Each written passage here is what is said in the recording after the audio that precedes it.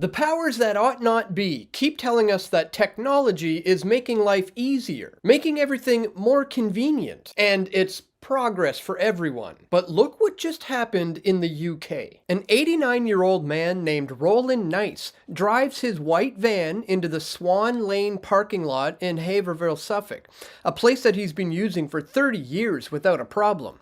He pulls in, looks at the machines, and realizes that cash is no longer accepted.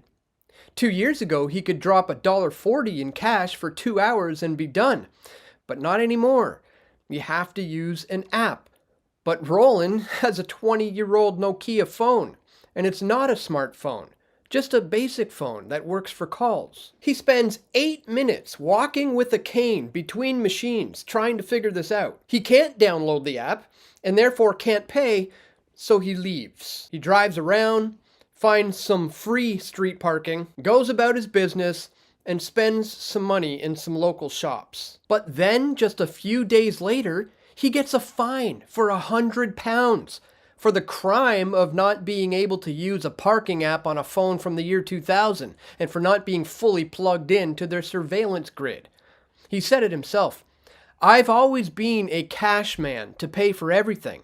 Eventually, banks are going to work it so you have to do everything by card." The cameras show his arrival and departure time of 8 minutes because he was walking between machines trying to figure it all out, and for that, he was charged £100. He's frustrated, and rightly so, and so he appealed. But then he gets nothing but radio silence from Napier Parking. He tries to call them, but no humans answer the phone.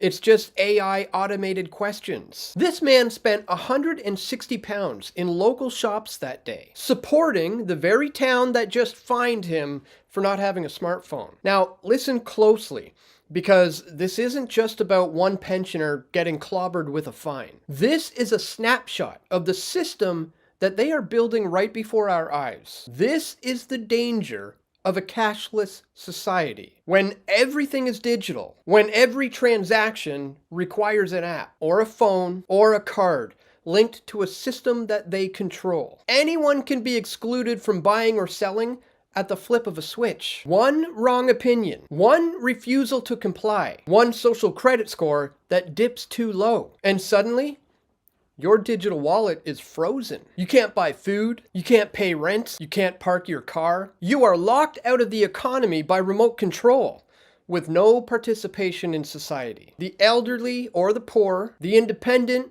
or the dissenters, locked out of society overnight, while the globalists smile and call it progress. And it's already happening in small ways, with parking lots, shops refusing cash, or banks closing branches. Scale that up, and you've got total control. And it's accelerating towards the end game. A one world digital currency, a central bank digital currency, or CBDC. Programmable money that's trackable and controllable. They can set expiry dates on your funds, restrict what you can buy, or shut you off completely if you step out of line. Central banks and global institutions have been pushing this hard. Digital IDs that are tied directly to digital money. One system to rule them all. And when the global CBDC network is fully online, there will be no escape. Your money will no longer be yours. It will be a permission slip issued by the system. Now, listen very carefully once again, because the one group who has been warning about this for decades is not the politicians, it's not the economists, and it's not the mainstream media. It's the Christians. Why? Because we read the Bible. And Bible prophecy is crystal clear.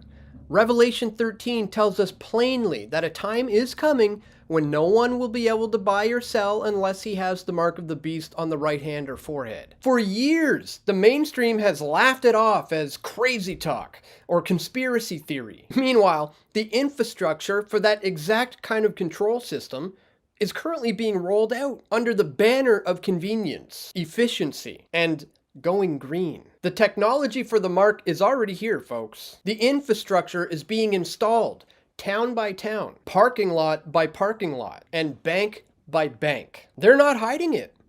They're just calling it progress. So, What do? Well, use cash as much as you can while you still can. Every time you pay with cash, you are voting against the system. You're keeping the alternative alive, and you're starving the digital control grid of the data it needs. And buy precious metals like gold and silver.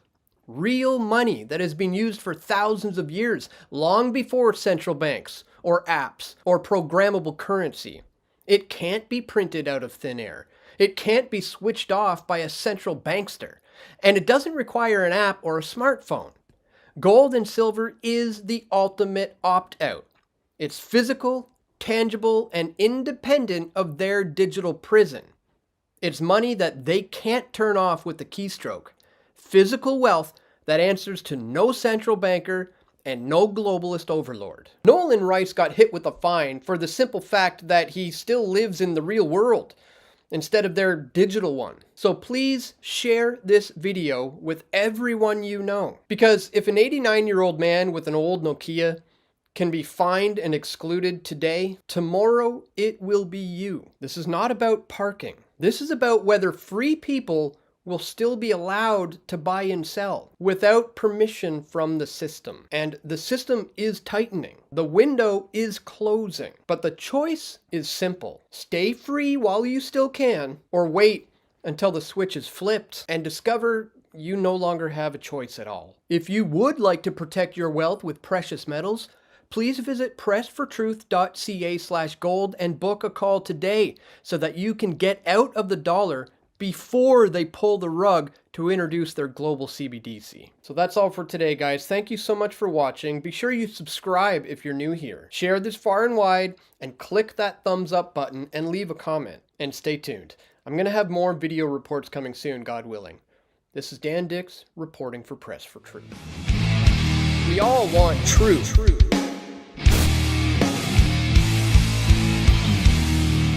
The truth will set you free.